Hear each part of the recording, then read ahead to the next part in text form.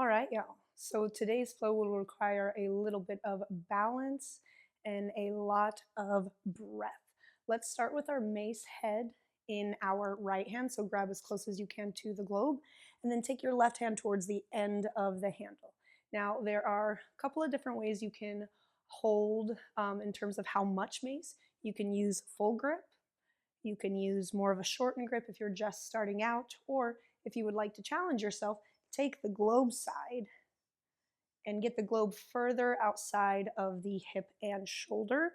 You just want to make sure that you're maintaining an even position between shoulders, so not too close to the hands and shifting to one or the other side. So just outside of the hips. So we want to take a look at our body first.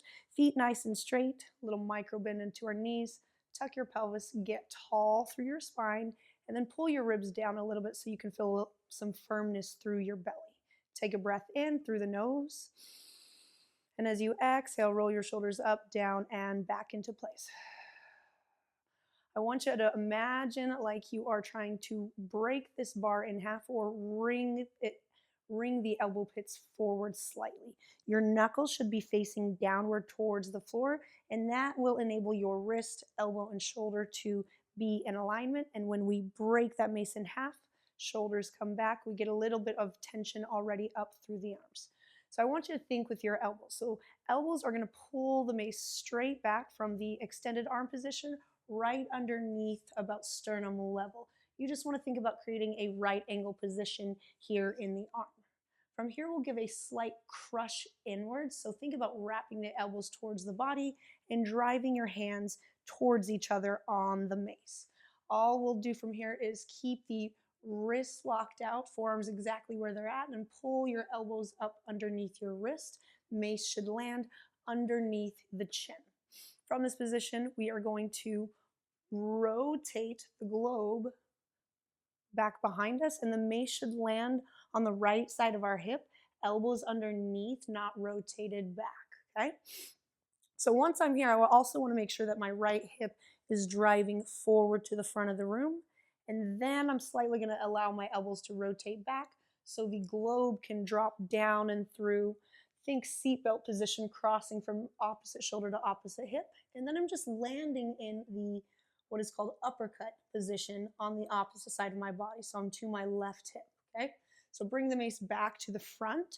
I'm gonna go ahead and turn around so you can follow me as if we were in class. So adding on here, we'll give ourselves one more movement. Go ahead and find a hinge position, globes in your right hand. Now row the mace up to the hips.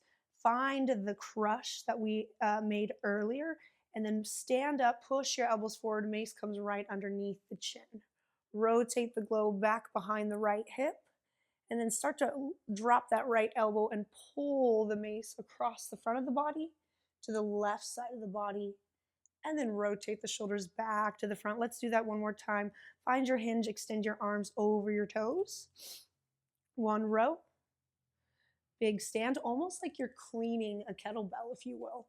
Rotate the globe to the back, uppercut through, so drop the right elbow down, the left elbow pulls you to the left side of the room, and back through center. All right, now take a moment just to shake up the shoulders. Now you can keep doing this flow with both feet down on the floor, finding your hinge. Or if you'd like to challenge your balance a little bit more and build up more strength for stability with your mace flows and just in general, think about taking the leg that is opposite of the globe. So in this case, we've been working with our globe in our right hand. That's going to be my left leg. So I'm going to take a nice staggered hinge back. So you can take this anywhere from a slight stagger and maybe a little hover or maybe a little tap, or as extended and long and elegant as a full length hinge, or in the case of some of the yogis, you might call this a variation of like warrior three, row, two, tree, rotate the globe, rotate the knee forward so you don't hit the knee with the globe, and then find your uppercut. Bring it back and see if you can't stay in whatever single leg form you choose. 2, take. All right, y'all. Thank you so much for joining me in this lesson. I hope to see you in one of my next lessons. Please hit that like and subscribe button, and I'll see you next time.